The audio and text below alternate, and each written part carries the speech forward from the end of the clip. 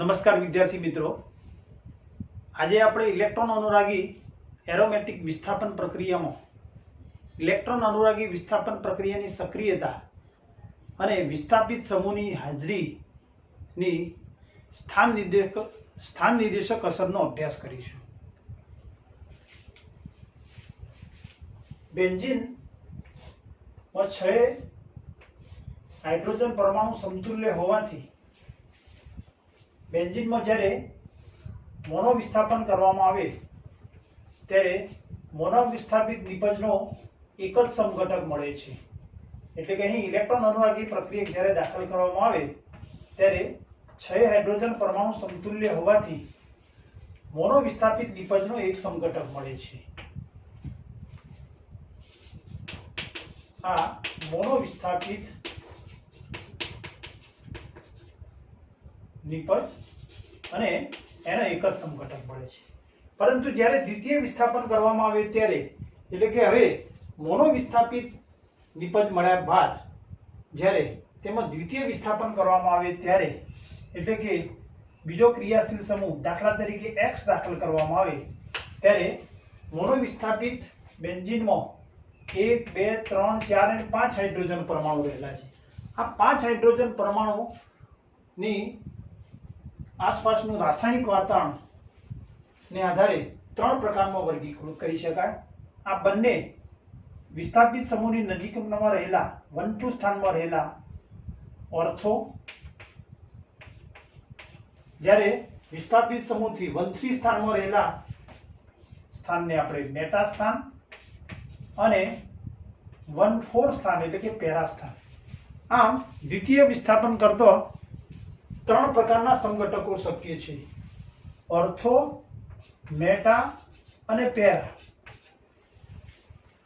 પરંતુ જ્યારે દ્વિતીય વિસ્થાપન કરવામાં આવે છે ત્યારે 3 સમઘટકો પૈકી ઓર્થો અને પેરાનું મિશ્રણ મુખ્ય નિપજ તરીકે મળે છે અથવા મેટા નિપજ મુખ્ય નિપજ તરીકે મળે છે।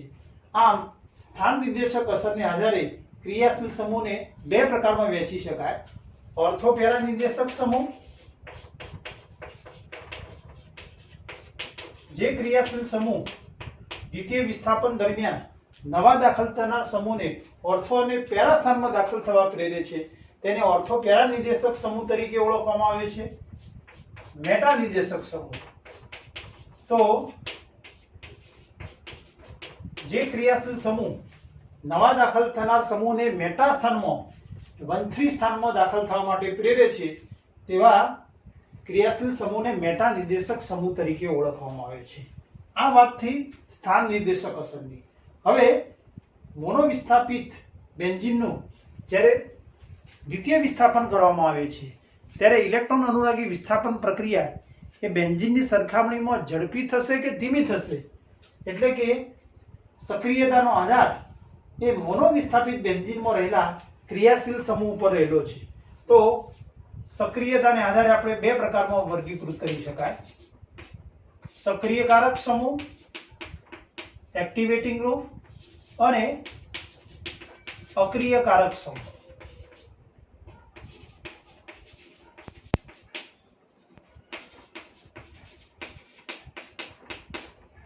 જે સમૂહો બેન્ઝીન ચક્રની ઇલેક્ટ્રોન ઘનતામાં વધારો કરે છે તેવા સમૂહો इलेक्ट्रॉन घनता में વધારો करता होवाथी केंद्र में इलेक्ट्रॉन घनता વધવાથી इलेक्ट्रॉन अनुरागी प्रक्रियक प्रत्येनी आकर्षण એટલે કે इलेक्ट्रॉन अनुरागी प्रक्रियक સહેલાઈથી જોડાય છે અને બીજા અર્થમાં इलेक्ट्रॉन अनुरागी विस्थापन प्रक्रियाનો વેગ વધે છે। આમ સક્રિયકારક સમૂહ એટલે કે इलेक्ट्रॉन घनता વધારનાર સમૂહ જે સમૂહ બેન્ઝીન ચક્રની એટલે કે इलेक्ट्रॉन घनता में વધારો करे छे ते समूहो इलेक्ट्रॉन अनुरागी विस्थापन प्रक्रिया प्रत्ये વધુ सक्रिय होवाथी तेवा समूहोने सक्रियकारक समूह तरीके ओळखवामां आवे छे। बीजा अर्थमां सक्रियकारक समूहनी हाजरीथी इलेक्ट्रॉन घनता વધતો रासायनिक इलेक्ट्रॉन अनुरागी विस्थापन प्रक्रियानो वेग વધે છે। अक्रियकारक समूह ए इलेक्ट्रॉन घनता घटाडनार समूह छे। जे समूहनी हाजरी અથવા જે સમૂહ બેન્ઝીન ચક્રની ક્રિયાશીલ ઇલેક્ટ્રોન ઘનતામાં ઘટાડો કરે છે તેવા સમૂહોની હાજરીથી ઇલેક્ટ્રોન અનુરાગી વિસ્થાપન પ્રક્રિયાનો વેગ ઘટે છે અને આવા સમૂહને અક્રિયકારક સમૂહ તરીકે ઓળખવામાં આવે છે. ઓર્થોપેરા નિર્દેશક સમૂહ, મેટા નિર્દેશક, સક્રિયકારક અને અક્રિયકારક એટલે કે સ્થાન નિર્દેશક અસર અને સક્રિયતા માટે જવાબદાર પરિબળો. તો જુદા જુદા સમૂહો પૈકી કયો ઓર્થોપેરા અને મેટા નિર્દેશક થશે, કયો સક્રિયકારક અને અક્રિયકારક થશે, તે જુદા જુદા અસરો જે પૈકી હાઇપર કોન્જ્યુગેશન, અતિ સંયુગ્મન એને કહીશું આપણે,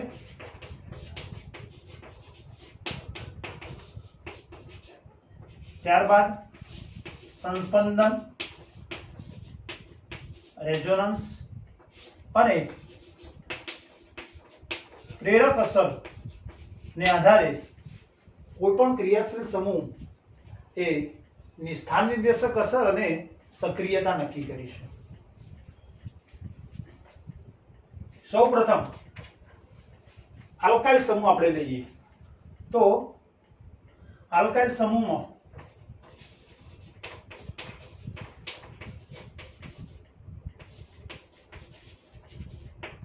મિથાઇલ સમૂહ. સૌપ્રથમ મિથાઇલ સમૂહ, અહીંયા નંબર 1. સૌપ્રથમ આપણે આલ્કાઇલ સમૂહની વાત કરીએ અને આલ્કાઇલ સમૂહમાં મિથાઇલ સમૂહ. તો બેન્ઝીન ચક્ર, એકાંતરે 3 દ્વિબંધ અને મિથાઇલ સમૂહ પર 3 હાઇડ્રોજન પરમાણુ.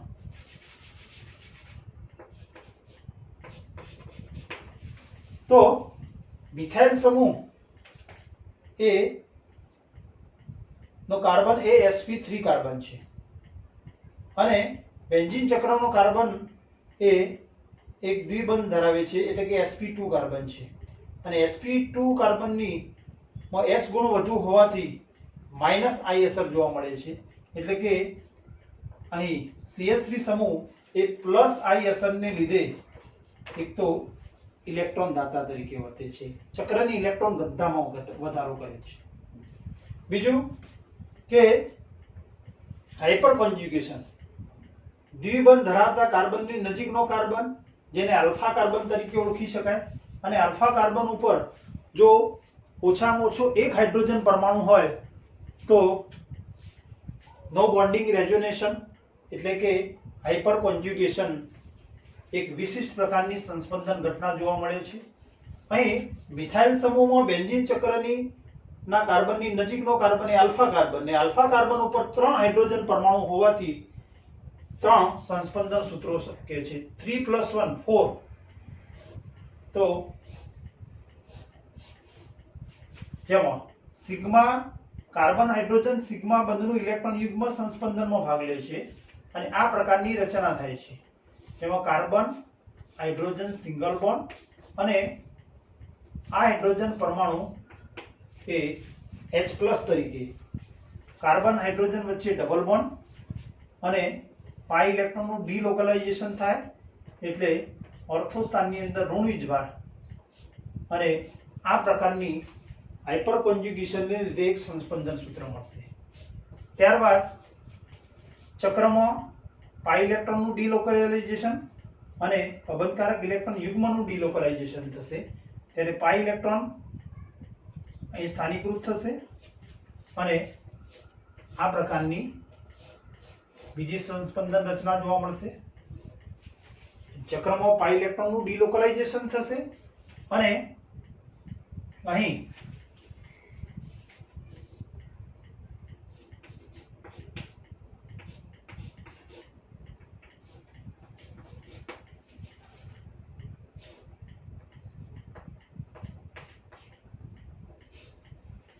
આ જ રીતે અન્ય સંસ્પંદન સૂત્રો દોરી શકાય.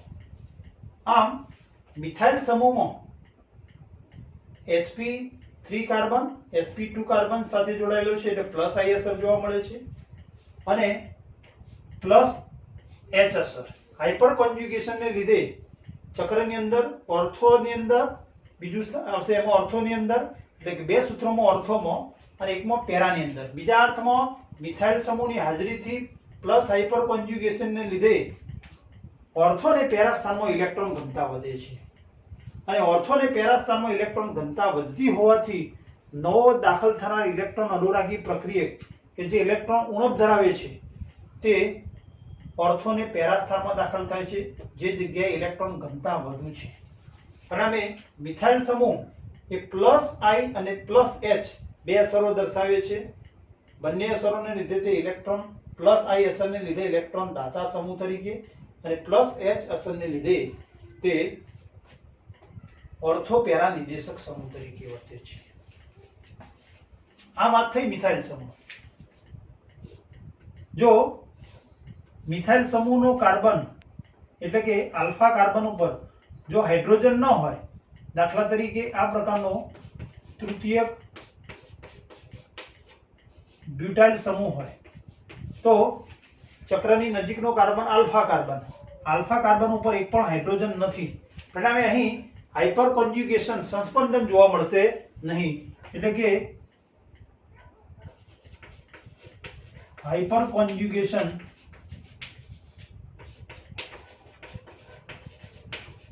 જોવા મળતું નથી. તો કે આમાં +I અસર જોવા મળે છે. +I અસરને લીધે ઓર્થો અને પેરા સ્થાનની અંદર ઇલેક્ટ્રોન ઘનતા વધે છે અને ઓર્થો અને પેરા સ્થાનમાં અંશતઃ ઋણ વીજભાર એટલે કે માઇનસ ડેલ્ટા ચાર્જ એટલે કે ઇલેક્ટ્રોન ઘનતા વધે છે. આમ મિથાઇલ સમૂહ, ઇથાઇલ સમૂહ જેવા આલ્ફા હાઇડ્રોજન ધરાવતા સમૂહોમાં +I અને +H બંને પ્રકારની અસરો જોવા મળે છે અને આમ આવા સમૂહો એ ઇલેક્ટ્રોન દાતા સમૂહ અને ઓર્થો પેરા નિર્દેશક સમૂહ છે.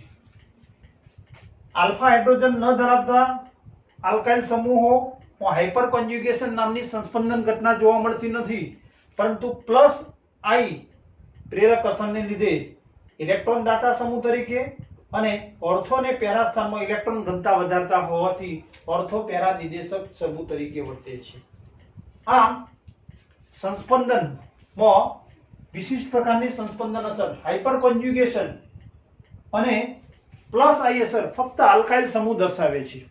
એટલે જ્યારે વાત આવે કે +H હાઇપર કોન્જ્યુગેશન, તો હાઇપર કોન્જ્યુગેશન ફક્ત આલ્કાઇલ સમૂહો જ દર્શાવે છે અને +I અસર પણ ફક્ત આલ્કાઇલ સમૂહ દર્શાવે છે. તો +I અસર આવે એટલે કયો સમૂહ આવે? આલ્કાઇલ સમૂહ. +H અસર હાઇપર કોન્જ્યુગેશન એટલે આલ્કાઇલ સમૂહ. આલ્કાઇલ સમૂહ સિવાયના સમૂહોમાં +I કે +H અસર જોવા મળતી નથી. આ વાત બરોબર ધ્યાનમાં રાખવાની છે મિત્રો.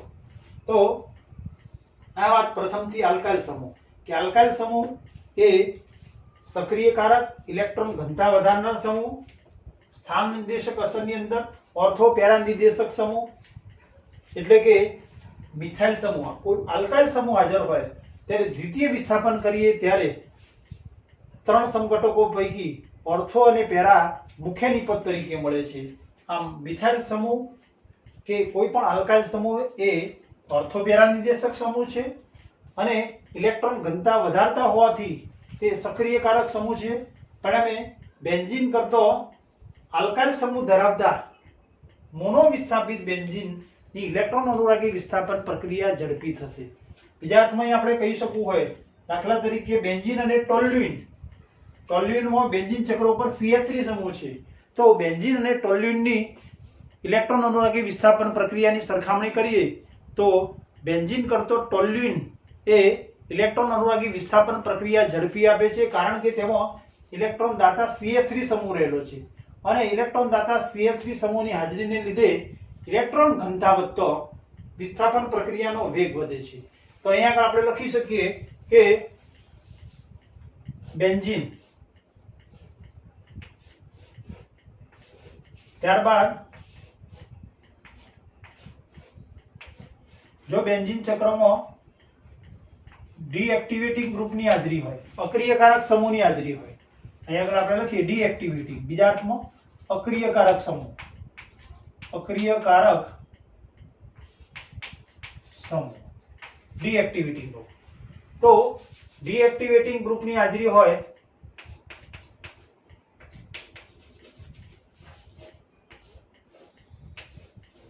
એક્ટિવેટિંગ ગ્રુપની હાજરી હોય સક્રિયકારક સમૂહ.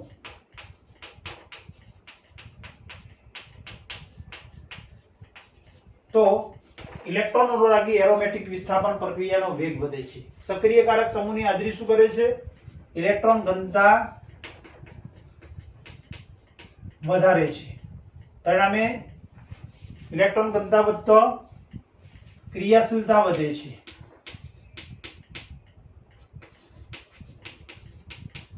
પરિણામે વિસ્થાપન પ્રક્રિયાનો વેગ વધે છે. ઇલેક્ટ્રોન અનુરાગી વિસ્થાપન પ્રક્રિયા નો આપણે લખીએ વિસ્થાપન પ્રક્રિયાનો વેગ વધે છે.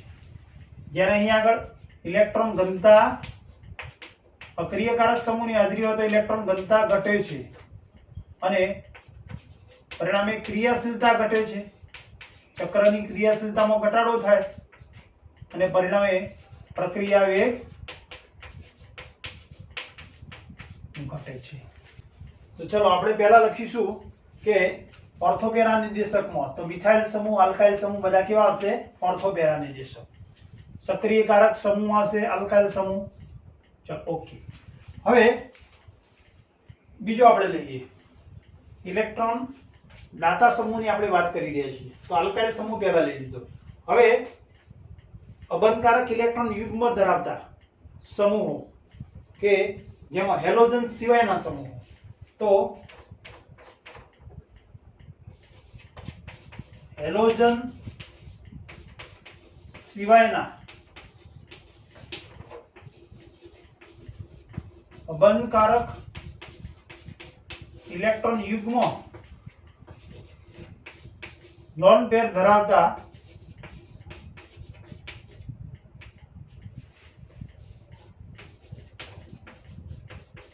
પરમાણુ ધરાવતા સમૂહ. એવા સમૂહો કે જે સમૂહનો પ્રથમ પરમાણુ એ અબંધકારક ઇલેક્ટ્રોન યુગ્મ ધરાવતો હોય તેમાં મોટાભાગે નાઇટ્રોજન અને ઓક્સિજન એ અબંધકારક ઇલેક્ટ્રોન યુગ્મ ધરાવતા પરમાણુ ધરાવતા સમૂહો છે કે જેમાં નાઇટ્રોજન અને ઓક્સિજન ઉપર અબંધકારક ઇલેક્ટ્રોન યુગ્મ હોય. તો એમાં કયા આવશે? તો OH,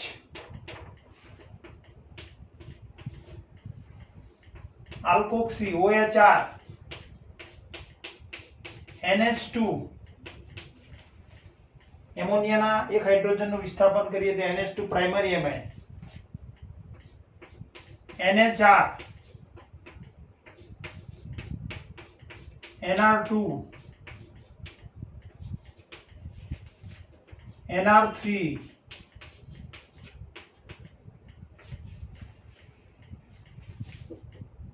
NHCOCH3 વગેરે સમૂહો જે અબંધકારક ઇલેક્ટ્રોન યુગ્મ ધરાવતો પરમાણુ ચક્રના કાર્બન સાથે જોડાયેલો હશે. તો હવે આપણે જોઈએ કે બેન્ઝીન ચક્ર 3 એકાંતરે દ્વિબંધ OH સમૂહ બરોબર. આલ્કોક્સીમાં મિથોક્સી આપણે લઈ શકીએ. તો સંસ્પંદન અસરમાં બે પ્રકારની અસર પ્લસ M और प्लस R કે દ્વિબંધના કાર્બન સાથે સમૂહનો જોડાયેલો પરમાણુ જો અબંધકારક ઇલેક્ટ્રોન યુગ્મ ધરાવતો હોય તો અબંધકારક ઇલેક્ટ્રોન યુગ્મનું આ રીતે ડોનેશન થાય અને ઇલેક્ટ્રોન ઘનતા સંયુગ્મિત પ્રણાલીની ઇલેક્ટ્રોન ઘનતામાં ચક્રની ઇલેક્ટ્રોન ઘનતામાં વધારો કરે છે એટલે એને પ્લસ M અથવા પ્લસ R અસર તરીકે ઓળખવામાં આવે છે. જો દ્વિબંધના કાર્બન સાથે જોડાયેલો સમૂહનો પરમાણુ સમૂહના અન્ય પરમાણુ સાથે ગુણિત બંધથી એટલે કે ઓછામાં ઓછો એક દ્વિબંધ કે ત્રિબંધ ધરાવતો હોય તો તે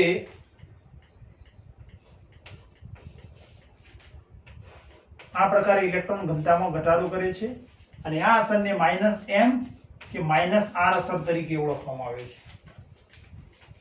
ફિનોલમાં OH સમૂહ પર અબંધકારક ઓક્સિજન પરમાણુ પર બે અબંધકારક ઇલેક્ટ્રોન યુગ્મ છે. પરિણામે +m અસર જોવા મળશે અને +m અસરને લીધે આ પ્રકારનું સંસ્પંદન રચના જોવા મળશે.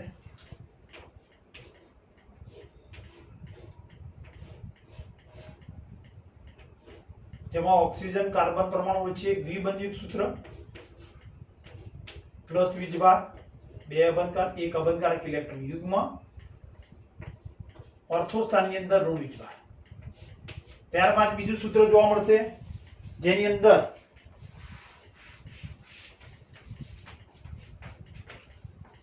ઋણ વીજભારનું અને પાઈ ઇલેક્ટ્રોનનું ડિલોકલાઇઝેશન થશે ત્યારે આ પ્રકારની રચના જોવા મળશે.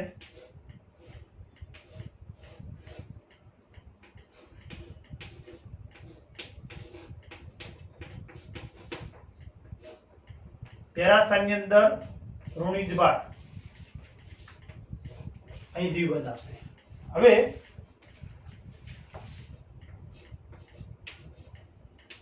ત્રીજું સૂત્ર, ચોથું, ડબલ બોન્ડ O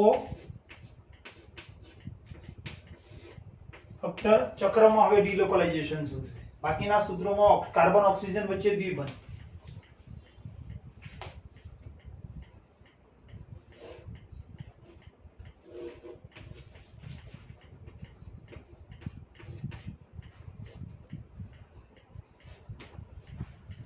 અને છેલ્લું સૂત્ર આ પ્રકારે જોવા મળશે જેમાં દ્વિબંધનું સ્થાન બદલાયેલું હશે.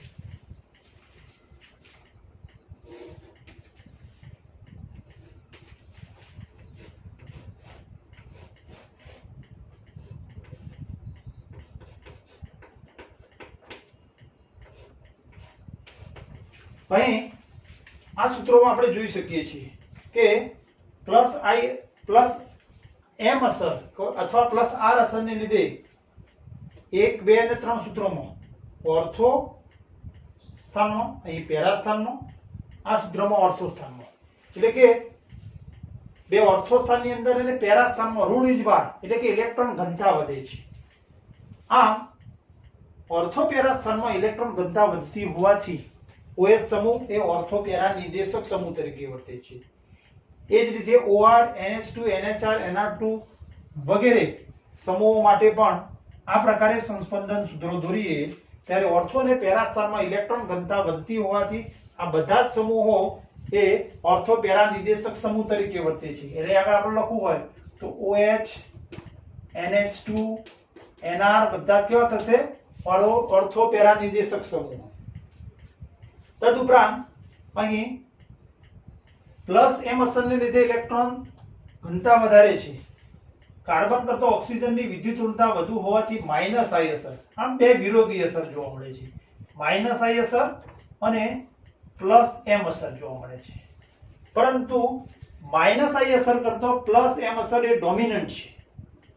બરોબર? એટલે અહીં -I અસર કરતો +m ડોમિનન્ટ અસરને લીધે OH સમૂહ એ ઇલેક્ટ્રોન દાતા સમૂહ તરીકે વર્તે છે.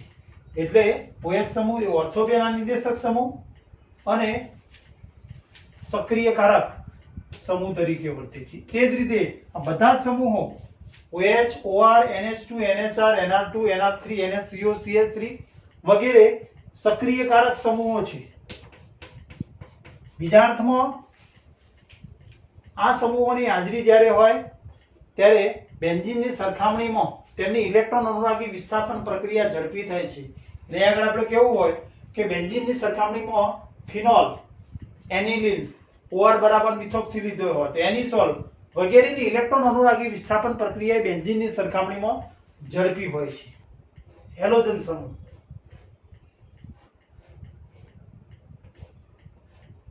દાખલા તરીકે ક્લોરોબેન્ઝીન માં ક્લોરો સમૂહ લઈએ તો ક્લોરો સમૂહમાં હમણાં આપણે જે બતાવી +m અસર તો બંધકારક ઇલેક્ટ્રોન યુગ્મ છે પરિણામે શું કરશે? ઇલેક્ટ્રોન યુગ્મનું દાન કરશે, એટલે પ્લસ m અસરને લીધે આ પ્રકારની સંસ્પંદન રચનાઓ જોવા મળશે. અને અગાઉ દર્શાવ્યા તે જ રીતે સૂત્રો દોરીએ તો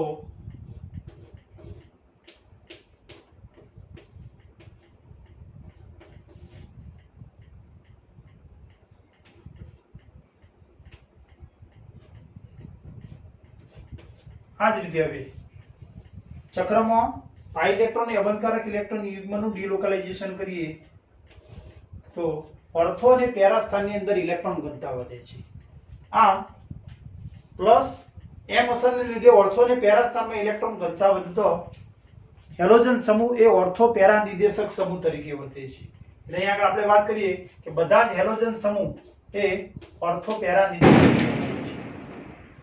હેલોજન સમૂહ એ વધુ વિદ્યુત ઋણીય પરમાણુ છે. કાર્બન અને ઓક્સિજન પરમાણુ વચ્ચે વિદ્યુત ઋણતાના તફાવત કરતો કાર્બન અને ક્લોરીન વચ્ચે વિદ્યુત ઋણતાનો તફાવત વધુ છે.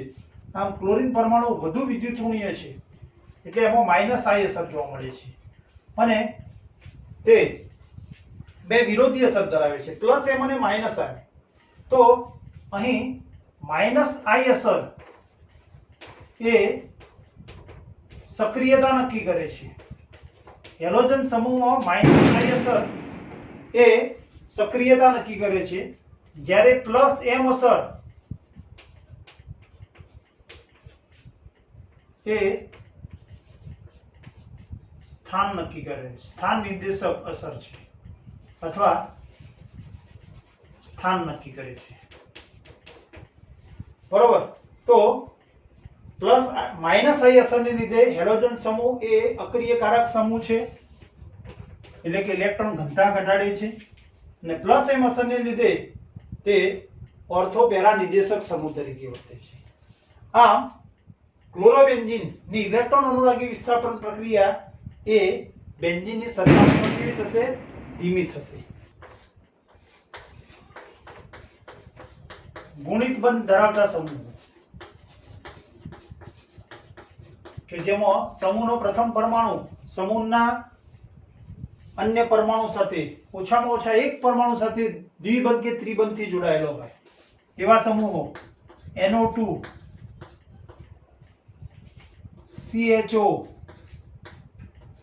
COOH, COOR, સાયનો,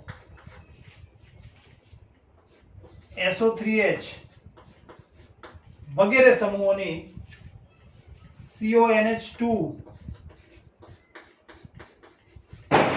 વગેરે સમૂહોની સ્થાન નિર્દેશક અસર અને સક્રિયતા જોઈએ. તો તેમાં આપણે લઈએ સૌપ્રથમ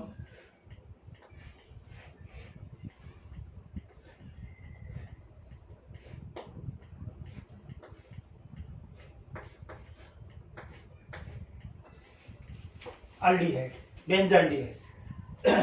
તો ગુણિત બંધ સાથે જોડાયેલો ચક્રના કાર્બન સાથે જોડાયેલો સમૂહનો પરમાણુ સમૂહના અન્ય પરમાણુ ઓક્સિજન પરમાણુ સાથે ગુણિત બંધથી જોડાયેલો છે, એટલે માઇનસ એમ અસર થશે. માઇનસ એમ અસરને લીધે આ પ્રકારની સંસ્પંદન રચના જોવા મળશે. કાર્બન ઓક્સિજન સિંગલ બોન્ડ અને ઋણ વીજભાર. કાર્બન ઓક્સિજન સિંગલ બોન્ડ હોય એટલે ઋણ વીજભાર, ડબલ બોન્ડ હોય એટલે ફોર્મલ ચાર્જ માટેની આપણે અગાઉ વાત કરી ગયા છે કે ઓક્સિજન પરમાણુનો સંયોજકતા ઇલેક્ટ્રોન 6, માઇનસ બંધની સંખ્યા 2, 6 - 2 4, ટોટલ અબંધકારક ઇલેક્ટ્રોનની સંખ્યા 4. તો 6 - 2 - 4 એટલે 0 ચાર્જ. પરંતુ અહીંયા આગળ 6 - 1 5, 5 - 6 -1.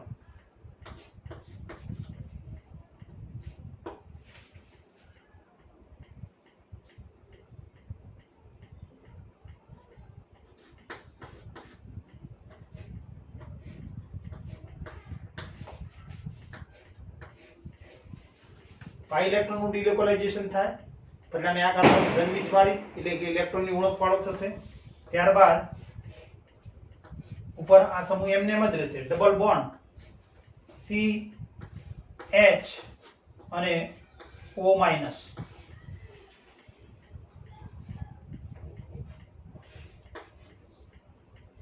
પ્લસ પાઈ ઇલેક્ટ્રોનનું ડીલોકલાઇઝેશન આ રીતે થશે, ત્યારે પેરા સ્થાનની અંદર પ્લસ વીજભાર આવશે.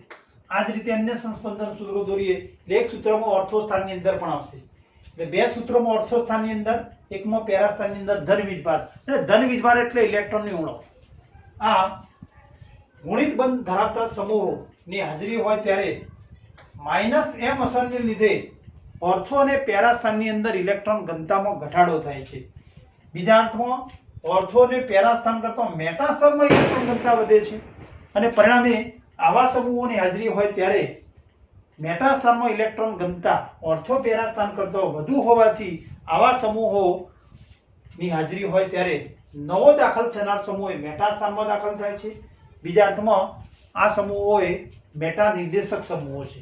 પરિણામે NO2 CHO COOR વગેરે સમૂહો એ મેટા નિર્દેશક સમૂહો છે. અહીં આલ્ડીહાઇડ આપણે લઈએ તો આ sp2 કાર્બન, પરિણામે અહીં -m અને -I અસર જોવા મળે છે. NO2 કાર્બન કરતા નાઇટ્રોજનની વિદ્યુત ઋણતા વધુ, પરિણામે -I અસર. એ જ રીતે અન્ય સમૂહોમાં પણ. તો આ બધા જ સમૂહો એ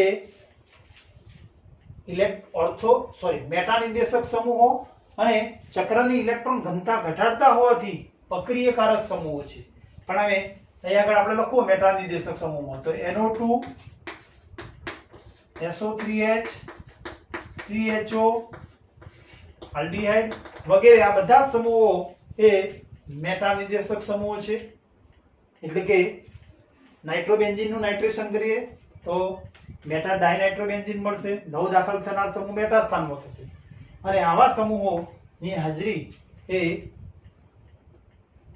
બેન્ઝીન ચક્રની ક્રિયાશીલતામાં ઘટાડો કરે છે, પરિણામે તે અક્રિયકારક સમૂહ થશે.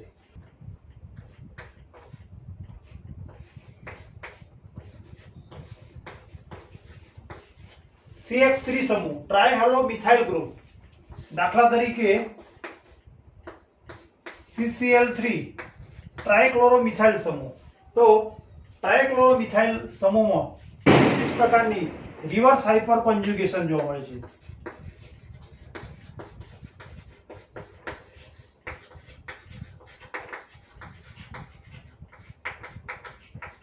અને રિવર્સ હાઇપર કોન્જ્યુગેશનને લીધે તે ઇલેક્ટ્રોન આકર્ષક સમૂહ તરીકે અને મેટા નિર્દેશક સમૂહ તરીકે વર્તે છે. અહીં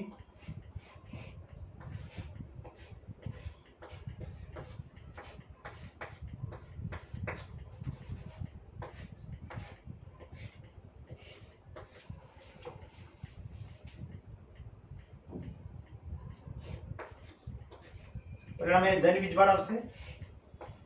પાઈ ઇલેક્ટ્રોનનું કાર્બન અને ક્લોરીન વચ્ચે ડીલોકલાઇઝેશન થશે. Reverse hyper conjugation plus H નહીં, બીજા reverse hyper conjugation means -H અસર. તો આલ્કાઇલ સમૂહ પ્લસ H અસર દર્શાવે છે હાઇપર કોન્જ્યુગેશન, અને ટ્રાયહેલો મિથાઇલ ગ્રુપ એ રિવર્સ હાઇપર કોન્જ્યુગેશન -H અસર દર્શાવે છે. એટલે કે ઇલેક્ટ્રોન ઘનતા ઘટાડે છે.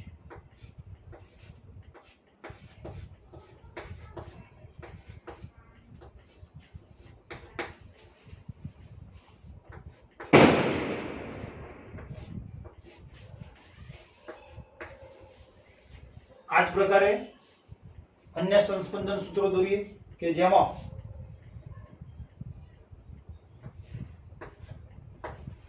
પાઈ ઇલેક્ટ્રોન ડીલોકલાઇઝ થશે ત્યારે પેરા સ્થાનની અંદર ધન વીજભાર આવશે, અને કાર્બન ક્લોરીન વચ્ચે આ રીતે જુદા જુદા કાર્બન ક્લોરીન વચ્ચે એક વખત આ ક્લોરીન પરમાણુ ડીલોકલાઇઝેશન થશે. તો આ પ્રકારની રચના બતાવી શકાય.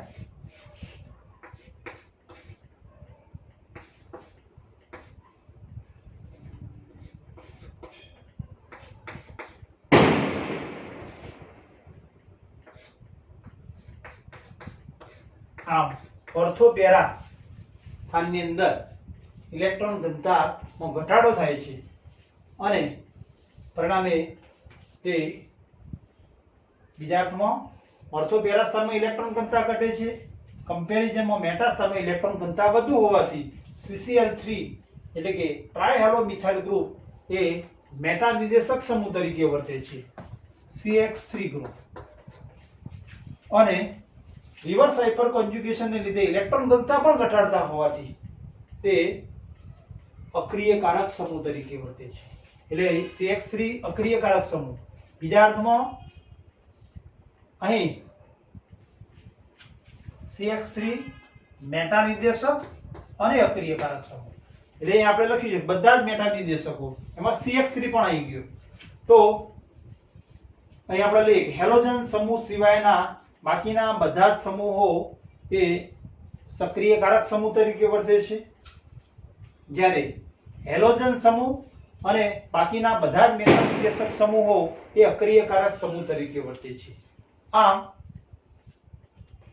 હાઇપર કોન્જ્યુગેશન, સંસ્પંદન અને પ્રેરક અસરને આધારે સમૂહની સ્થાન નિર્દેશક અસર અને સક્રિયતા સમજી શકાય અને તેના આધારે સક્રિયકારક અને અક્રિયકારક તેમજ ઓર્થોપેરા નિર્દેશક અને મેટા નિર્દેશક સમૂહમાં વર્ગીકરણ કરી શકાય. સમૂહની સ્થાન નિર્દેશક અસર ઇલેક્ટ્રોન અનુનાયી વિસ્થાપનના ઓર્થો મેટા અને પેરા સ્થાનમાં આક્રમણને લીધે ઉત્પન્ન થતા સિગ્મા સંકીર્ણોની સાપેક્ષ સ્થિરતાને આધારે પણ સમજાવી શકાય, જે નેક્સ્ટ લેક્ચરની અંદર આપણે સમજીશું. મિત્રો, હજુ સુધી આપણે મારી ચેનલને સબસ્ક્રાઇબ ના કરી હોય તો જરૂરથી સબસ્ક્રાઇબ કરજો. જો આપને વિડીયો ગમે તો જરૂરથી લાઈક અને શેર કરશો અને જો આપને કોઈ પ્રોબ્લેમ હોય તો જરૂરથી કોમેન્ટ બોક્સમાં લખશો. Thank you for watching.